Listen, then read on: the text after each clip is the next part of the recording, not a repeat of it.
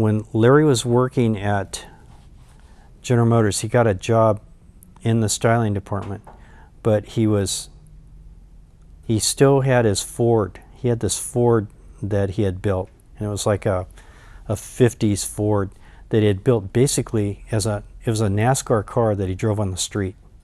I mean, it was a race car that he drove on the street.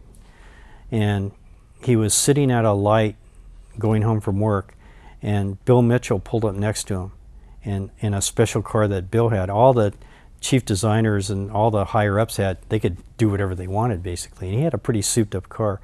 And I guess the light changed, and Larry blew the guy's doors off. And the next day, Bill called him in and said, I want you to bring your car into the shop. And so when he brought his car into the shop, he opened the hood and saw what it was. It was basically a race car. And that's when Bill wanted him to work for him in his department. Larry was hired actually by Harley Earl, who was the chief designer at that time, and Bill Mitchell was like one of the head of styling underneath Harley Earl. So that's how that happened.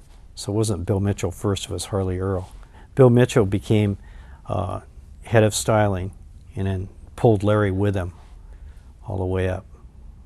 So, and Larry became head of what they called Studio X, which was like the top secret concept studio. And that was a big feather in his cap, I think, at that time.